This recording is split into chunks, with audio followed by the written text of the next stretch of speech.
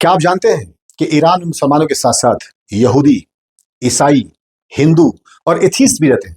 Atheist यानी वो जो किसी मजहब को नहीं मानते।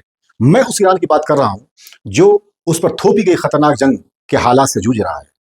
ईरान में यहूदियों की आबादी लगभग 25,000 है। ईरान में ईसाइयों की आबादी लगभग 2 से 3 लाख के आसपास है।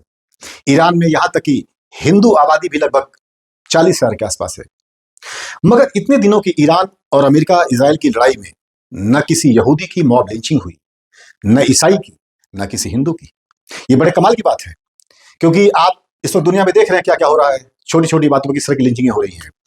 ईरानियों ने किसी से अपने देश का मजहबी गीत भी गला दबाकर लाठी डंडे के जोर पर नहीं गवाया, ना अल्लाह अकबर कहलवाया और मारा पीटा, ना किसी से देशभक्ति का सबूत मांगा, ना किसी को गद्दार कहा, ना यहूदियों से इजराइल जाने को कहा, ना ईसाइयों को अमेरिका, न हिंदुओं को नेपाल जाने को कहा।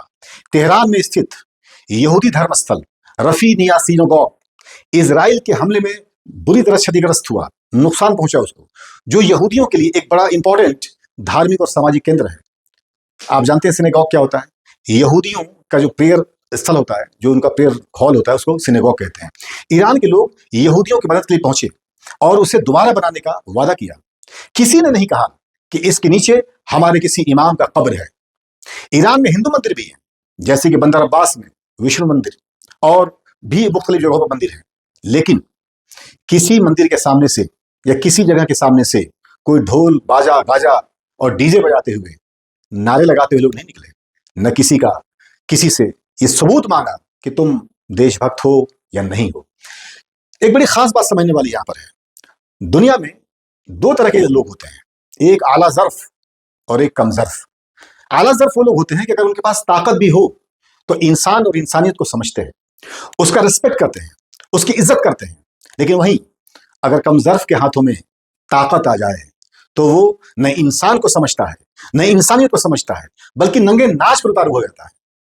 लेकिन इसी तराजू में किसी शायर ने क्या खूब कहा था कि कम ज़र्फ गुब्बारे चंद फूंकों में फूल जाते हैं, कमीने जब वजूद में आते हैं तो औकात भूल जाते हैं। लेकिन हमें और आपको सबको कम ज़र्फों के लाइन में नहीं खड़ा होना है, बल्कि आला ज़र्फ रहिए और आला ज़र्फी का सबूत दीजिए। यहाँ पर एक बड़ा खास अनाउंसमेंट।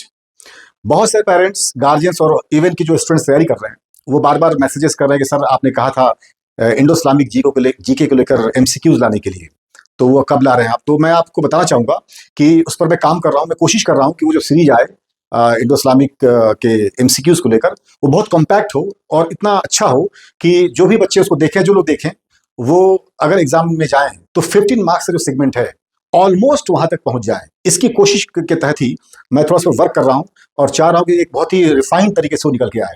तो उसको देखने के लिए जरूरी है कि आप हमारे इस वीडियो को कम से कम लाइक कर दीजिए, और जो लोग चैनल को सब्सक्राइब नहीं किए, सब्सक्राइब करके बेल आइकन भी दबा दें, ताकि जब वो चीज़ आए तो आपके पास नोटिफिकेशन ही पहुंचे। और अगर हमारे वीडियोस पसंद आ रहे हैं तो इसको जरूरतमंद तक भी शेयर करें, और जिनको आप दोस्त यार आप हो सकते हैं उन तक भी इसको शेयर करें। आप हमारे चैनल इल्मी डोज पर बने रहें, इल्म जो काम आए। आपका बहुत बहुत शुक्रिया।